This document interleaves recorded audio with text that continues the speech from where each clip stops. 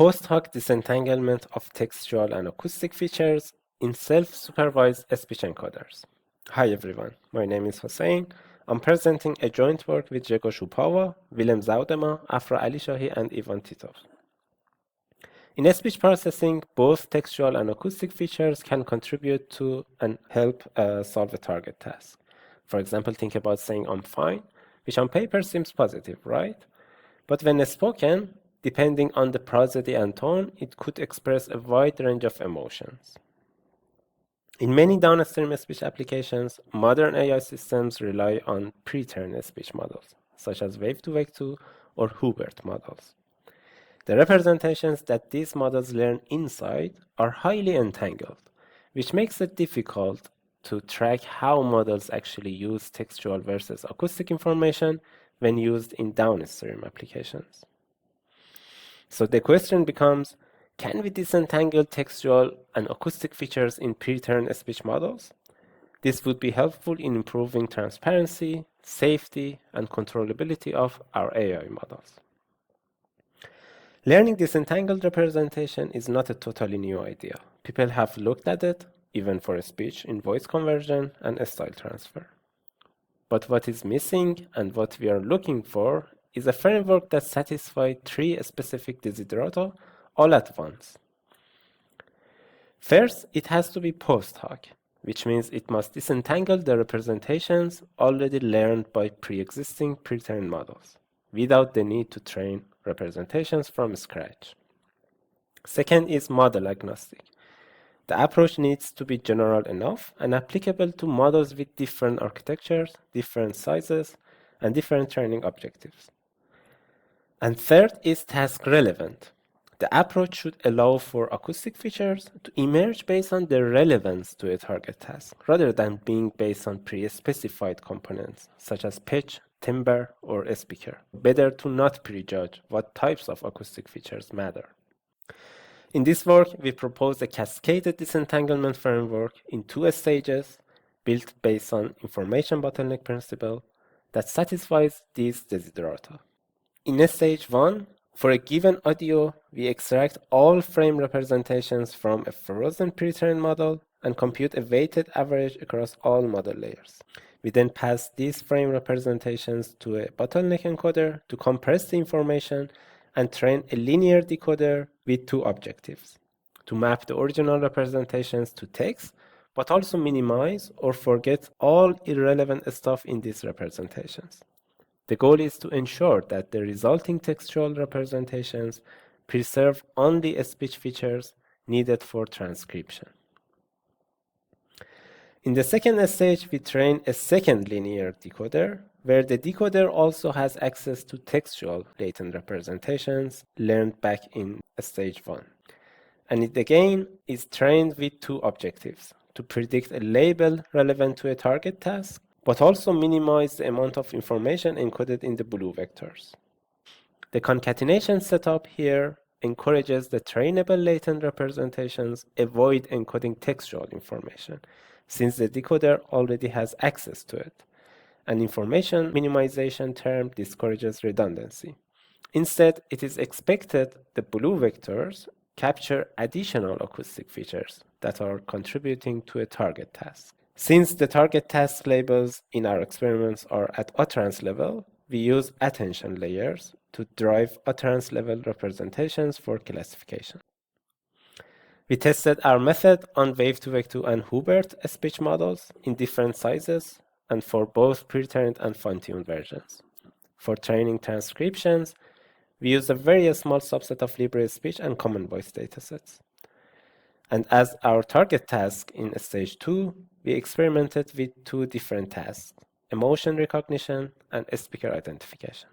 At the end of the training procedure, we have very lightweight encoders that can disentangle speech frame representations into textual and task-relevant acoustic features. Now we aim to evaluate how disentangled these representations are. We train a set of probing classifiers on these representations to predict transcription and various acoustic features such as mean intensity, mean pitch, gender, and speaker identity. What we expect is The textual latent representation should be good only at predicting transcription, while showing random performance at predicting acoustic features, and vice versa for acoustic latent representations. Here we can see the probing results for transcription measured by word error rate. Horizontal dashed lines represent the random performance. As we can see, textual latent representations, the red ones, can predict transcription as well as, and sometimes even better than, the original entangled representations shown in purple color. In contrast, acoustic latent representations in both tasks show random performance for transcription, confirming they haven't encoded any textual information. The probing results for acoustic features is the other way around. Textual latent representations consistently show random performance, suggesting no acoustic features are encoded within them.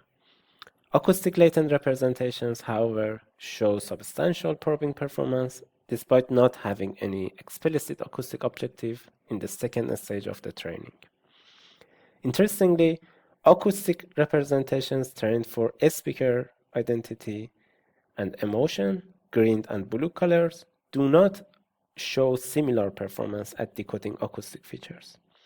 This highlights the importance of the third axis in our desiderata. Different downstream tasks may require different types of and levels of acoustic features. Additionally, acoustic latent representations trained for emotion, the blue one, do not match the performance of the original hidden states. This disparity suggests that not all of those acoustic features encoded in the hidden representations are crucial for recognizing emotion. This could be important for privacy protection, where encoding acoustic features without precisely identifying the speaker can be desirable. Next, we use our framework for improved interpretability. We can train the latent textual and acoustic representations using the same setup, but instead of using a weighted layer average as input, we separately use the frame representations from a specific layer of the model. We can then probe these representations using a linear probing classifier for emotion to measure each layer's textual versus acoustic contribution to emotion recognition. Our framework reveals something that we could not see without disentangling. Compared to pre-trained wave-to-wave-2 model, as we progress through the layers of the model fine-tuned for ASR, the acoustic contribution to emotion recognition significantly decreases, but the textual contribution increases, likely because the later layers in the model benefit from more accurate transcription and understanding of word polarity because of fine-tuning. Further, we show that our framework can also serve as a disentangled feature attribution method to identify the most salient input audio frames for a given target task. Unlike existing gradient-based methods, the attentions in our framework allow us to see an audio frame contributes textually or acoustically to a target task. To validate this, we extract intensity, pitch, as well as word-level sentiment polarity within the audio inputs. Next, we compute the dot product between these features and the frame-wise attention scores, averaged across all examples in the test set of emotion dataset. We can see that acoustic attention effectively captures peaks and valleys in acoustic features, such as intensity and pitch, while textual attention focuses on word polarity. And both have higher agreement with the features than integrated gradient scores.